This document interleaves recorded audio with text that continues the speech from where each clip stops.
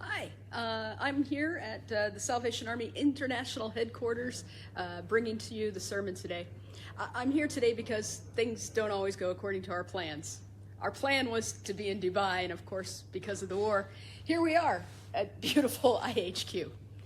And I'm thinking about things not always going according to plan. I'm reminded of the story of the Scottish physician Alexander Fleming. He had prepared several bacteria cultures which he intended to grow while he was on summer vacation, so that when he returned to his lab, he could conduct a series of experiments on them. He carefully placed the prepared plates in a corner of his lab away from direct sunlight and left plenty of space, so he thought, for his research assistant to continue to work without disturbing the cultures. While Dr. Fleming was away, when the doctor returned to work in early September, he found that despite his careful planning, the lid had been knocked off of one of his cultures, and the sample was hopelessly contaminated with mold. As he examined the contaminated sample with what we can only imagine was great disappointment, he noticed that where the mold had grown, there was no bacteria. Fleming photographed his failed experiment and took a sample of the mold for identification. This led to the discovery of penicillin and revolutionized the treatment of infections. Sometimes things do not go according to plan, but turn out better than we could have planned. This is the message which would have resonated particularly with the Philippian church. Looking at the story of how the church was founded from Acts chapter 16, the Apostle Paul set out on his second missionary journey with a plan to bring the gospel to Asia. When Paul and his companions were prevented from completing their journey in Asia, they headed for Bithynia. But again, God would not allow them to travel there. At this point, Paul had a vision, which instructed him to travel west, crossing over into Egypt and bringing the gospel to Macedonia. The first stop on this unplanned journey was Philippi. Sometimes things don't go according to our plan because God has another plan. In Paul's letter to the Philippians, he explains that in a similar way, being in a Roman prison was never part of his plan. However, because of his imprisonment, the gospel was advancing.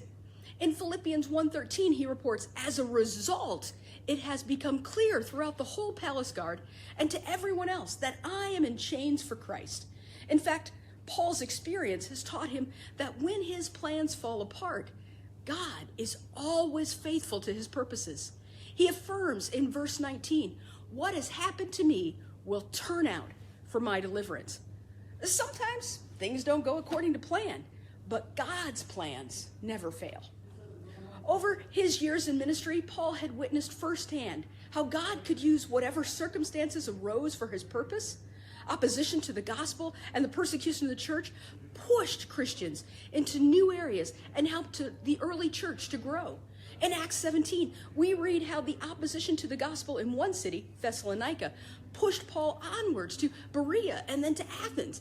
And because Paul could not stay in one place for long before he either had to flee or was driven out of the city, he, along with the gospel, traveled throughout the Roman Empire.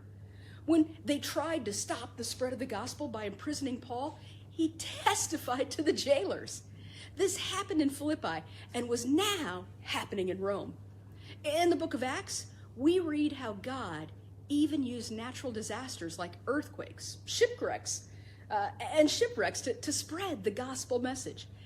Every circumstance God could use to further his mission to restore and redeem the whole of creation. Paul was so convinced of this message that he boldly declared in his letter to the Philippians that Christ would be exalted, even if Paul should die. He writes in verse 21, "For me to live is Christ, and to die is gain." Even when I can no longer continue with my plans, God's plans keep going. In our pride, it's easy to imagine God's mission as a car without fuel. And it's our job to get God's mission where it needs to go. We witness, we teach, we testify, we preach. And if we get enough people pushing God's car, well, we might get some momentum and see some results of our hard work.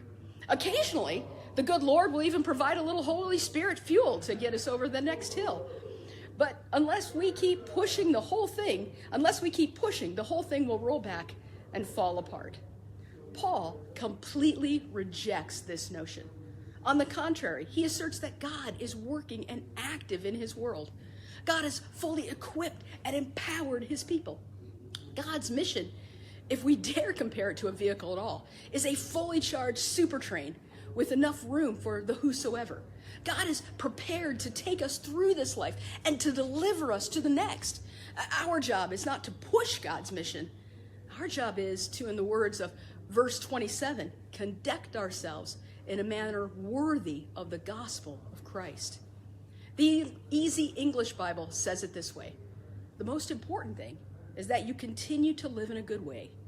Live in the way that the good news about Christ teaches. I want to know that you agree together about the good news and that you work together to show others that the good news is true. Instead of following our plans, because our plans fail, our plans fall apart, and eventually we're unable to see them through. Let's bring our lives in line with God's unfailing plan. Living in this way allows us to be confident even when we are uncertain what tomorrow will bring. The book of Philippians overflows with joy. And this might surprise us. Paul, the author, is in prison. The Christians in Philippi, the recipients, are being persecuted and are struggling. Paul even speaks of their suffering as though it was a reward.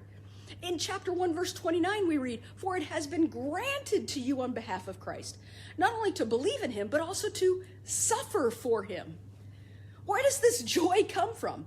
It comes from the assurance and faith that God has a plan. We can trust that plan because it doesn't depend on us. God's plan depends upon God's power. And this gives Paul great joy. This gives Paul great assurance, and it can do the same for us. I want you to close your eyes for a moment and imagine the things that you have to accomplish in the next 24 hours. If you're like me, you have a long to-do list, but it never finishes. Sometimes I even find myself dividing it up into 2 or 3 more manageable lists, to do personal, to do office, to do before Friday. Now, I want you to think about those things that you have to do this week, the next month, the next year. What about the things that have to happen in your future? Retirement, travel, your bucket list. Most of us have plans. And usually those plans result in temporary satisfaction and joy. So today, are you ready to say, God, whatever happens, whatever my plans are, I'm in your hands? Are we ready to step away from our agenda and step completely into God's agenda? To trust in God for every day, which I have on this earth, which we have on this earth, and even for every day after it into eternity. Why don't you pray this prayer with me? In Jesus Christ, I place all my hope. I place all my dreams. I place my security. And if I wake up tomorrow, I can find joy because I have another day to serve my Lord. But if I die tomorrow, I have joy because the next breath I take is eternity. This is the challenge before us today.